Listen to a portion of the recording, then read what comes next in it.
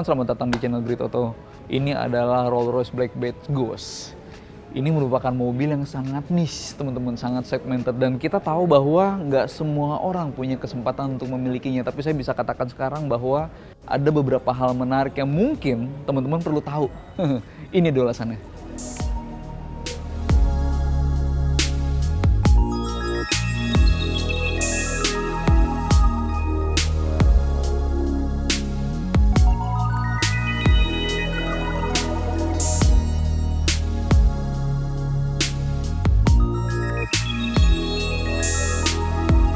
Jadi teman-teman, kalau dalam lini produknya Rolls-Royce yang sangat segmented itu, yang sangat niche, ini adalah entry level sebenarnya. Dia posisinya berada di bawah sedan teratas yaitu Phantom. Lalu yang di global saat ini ada Phantom, ada Ghost, kemudian ada SUV Cullinan. Nah, entry levelnya Rolls-Royce itu tetap sebuah harga yang luar biasa. Dari pihak Rolls-Royce nggak mau menyebutkan berapa harganya karena memang si customer yang membeli Rolls-Royce itu selalu dengan bespoke, dengan customize. Jadi velgnya mau kayak gimana, warnanya mau seperti apa, termasuk interiornya itu bebas. Makanya logonya itu Lemniscate Infinity, jadi menggambarkan si ownernya itu bebas mau diapain aja di mobil tanpa batas. Tapi meskipun entry level teman-teman, secara harga ya tetap dengan info yang nggak bisa kami dapatkan secara resmi gitu ya, setidak-tidaknya bisa di sekitar 15-an miliar setidaknya, itu pun off the road. Artinya ya seperti yang tadi saya sampaikan di awal bahwa ini bukan untuk semua orang, tapi bener ini bisa untuk semua mimpi orang. Gitu, yang pasti nggak bisa jadi mobil operasional kantor.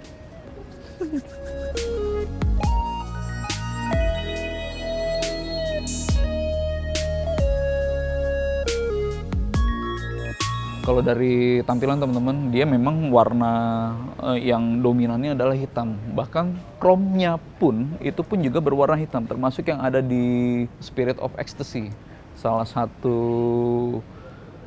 pahatan yang paling ikonik di dunia otomotif secara global, yaitu Spirits of Ecstasy-nya Rolls-Royce.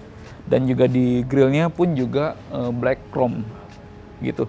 Kalau tampilan secara keseluruhan teman-teman, ini sebenarnya bukan hal yang perlu dibicarakan karena si pembelinya Ghost itu nggak perlu mendapatkan opini dari banyak reviewer.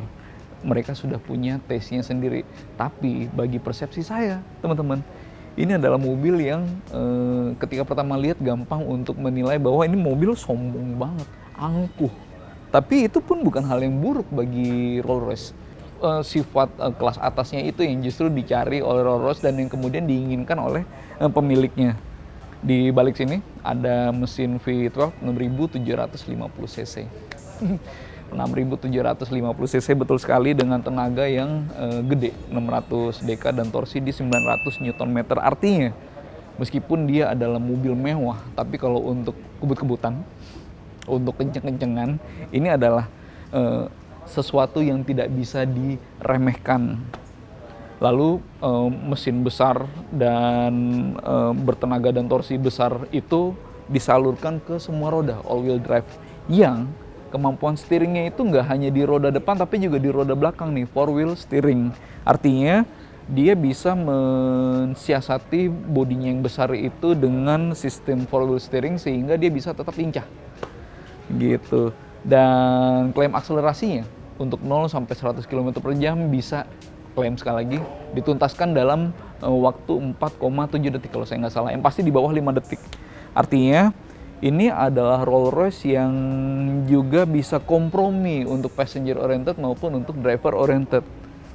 Kita tahu kalau Phantom adalah mobil yang sangat passenger oriented, yang pemiliknya itu besar banget potensinya untuk duduk di belakang. Sementara kalau ini teman-teman, Black Badge Ghost, itu sang pemilik juga mungkin untuk nyetir sendiri.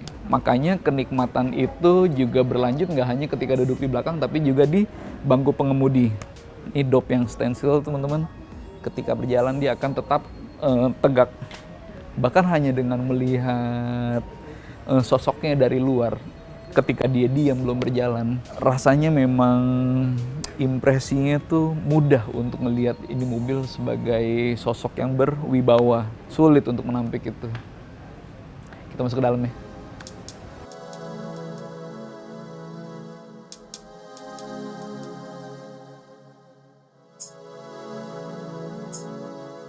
Masuk ke dalam Rolls Royce teman-teman, meskipun ini tadi saya udah bilang juga driver cars, tapi mesti dimulai dari bangku belakang.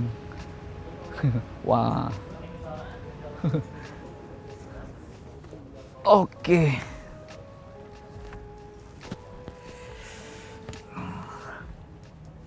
Saya udah nggak pantas belum? Saya udah nggak pantas belum? Bahkan ketika pintu belum ditutup pun, materi yang ada di interior untuk melapisi kabin itu langsung menyerap suara jadi lebih kedap teman-teman. Ini bahkan belum menutup pintu. Wah.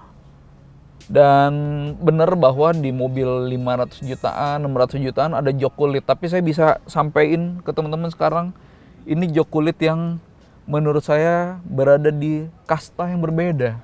Dari aromanya aja itu udah berbeda, kemudian dari sentuhannya, kemudian dari teksturnya pun berbeda. Intinya nggak hanya orang yang bisa beli, tapi orang yang bisa mengerti bahwa semua kualitas ini memang di atas rata-rata. Kalau secara dasar sih kita bisa lihat ini legroomnya sangat amat lega. Kemudian headroomnya ya sudah lega tapi nggak yang lega-lega banget. Lalu ini hanya two seat. Dan kenyataannya teman-teman, Rolls Royce di dunia itu sulit untuk mencari pembandingannya, taranya. Ini kayak tiada tara dibanding sama Bentley gitu, misalnya dibanding sama Mercy atau Maybach gitu. Ini kayak lebih tinggi. Oke, di sini teman-teman bisa lihat bahkan untuk plafonnya itu didekor khusus untuk memberikan impresi yang diinginkan oleh si pemilik. Bisa aja dia nggak ada lampu-lampu seperti ini, atau mungkin warna atau mungkin materialnya seperti ini, sangat bisa melalui bespoke. Tapi dengan tampilan yang saya lihat sekarang di model ini saat ini, ya ini udah luar biasa sih, di atas rata-rata. Tadi waktu saya masuk dengan kelihatan di sini ada payung. Yang ini ada termasuk dalam Rolls Royce-nya. Lalu ketika pintu itu ditutup, dia dengan vakum, jadi dia merapat secara otomatis. Nah, itu yang di belakang. Sekarang kita yang ke depan.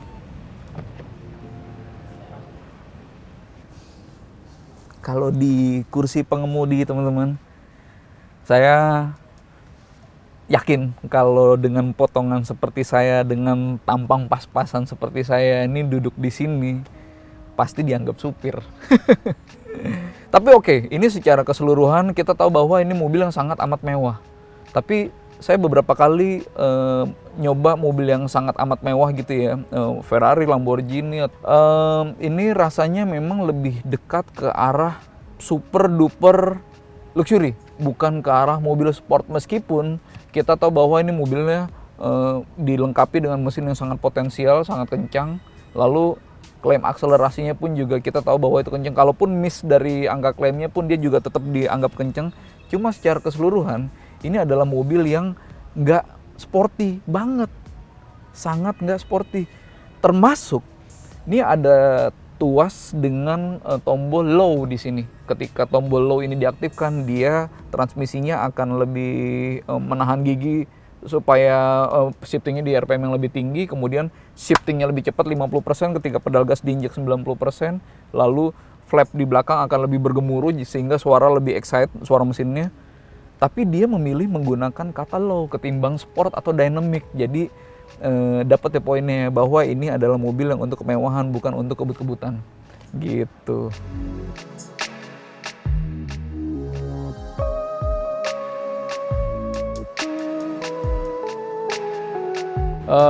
Bagian belakangnya teman-teman sangat minimalis, tapi juga saya nggak bisa bilang ini keren, tapi ini keren banget.